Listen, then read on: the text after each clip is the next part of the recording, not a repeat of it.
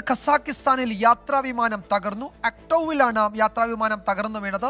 67 യാത്രക്കാർ വിമാനത്തിൽ ഉണ്ടായിരുന്നു എന്നാണ് പ്രാഥമിക റിപ്പോർട്ടുകൾ. ആ ദൃശ്യങ്ങൾ ഇപ്പോൾ പുറത്തു വന്നിട്ടുണ്ട്.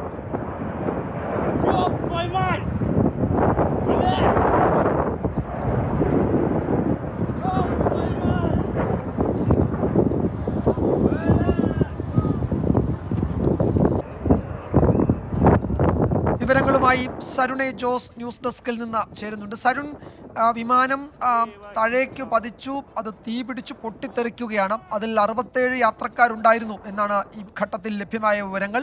രക്ഷാപ്രവർത്തനം പുരോഗമിക്കുകയാണോ? അതിൽ എത്ര പേര് അവശേഷിക്കുന്നു എന്ന ചോദ്യം നമുക്ക് ചോദിക്കേണ്ടി വരുന്നത്, കാരണം ആ സ്ഫോടനവും വലിയ പുകച്ചുരുളുകൾ ആകാശത്തേക്ക് ഉയരുന്നതും കാണുമ്പോഴാണ്. എന്തെങ്കിലും കൂടുതൽ വിവരങ്ങൾ ലഭ്യമായിട്ടുണ്ടോ? വിജയകുമാർ, കസാക്കിസ്ഥാന്റെ കിഴക്കൻ തീരമായ അകൗട്ടോവിലാണ്. അകൗട്ടു കാസ്പിയൻ കടലിന് ചേർന്നുള്ള ഒരു നഗരമാണ്. ഈ നഗരത്തിലാണ് യാത്രാ വിമാനം തകർന്നു വീണത്. ഈ വിമാനത്തിൽ 67 യാത്രക്കാരും 5 വിമാന ജോലിക്കാരും ഉണ്ടായിരുന്നു എന്നാണ് ഇപ്പോൾ ലഭ്യമാകുന്ന റിപ്പോർട്ടുകൾ. അങ്ങനെ ആകെ 72 പേരായിരുന്നു ഈ വിമാനത്തിൽ ഉണ്ടായിരുന്നത്. ഏറ്റവും പ്രതീക്ഷ നൽകുന്ന ചില റിപ്പോർട്ടുകൾ കൂടി പുറത്തു വരുന്നുണ്ട്. ഈ വിമാനം തകർന്നതിന് ശേഷം ഇതിൽ നിന്ന് ചില യാത്രക്കാരെ രക്ഷപ്പെടുത്താൻ സാധിച്ചെന്നുള്ള വിവരമാണ് ഇപ്പോൾ ഏറ്റവും ഒടുവിലായി പുറത്തു വരുന്നത്.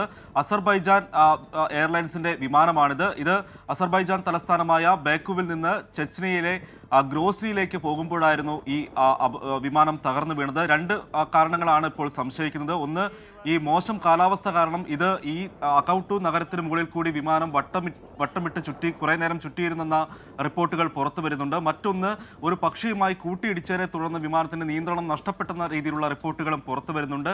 എന്നാൽ അത്തരത്തിലുള്ള സ്ഥിരീകരണമൊന്നും ഇതുവരെ ലഭിച്ചിട്ടില്ല. വിജയകുമാർ, എന്താണ് സംഭവിച്ചത്? അപകട കാരണം എന്താണ് എന്നറിയില്ല. യാത്രക്കാർ 67 വിമാന ജീവനക്കാരും ഉണ്ടായിരുന്നു.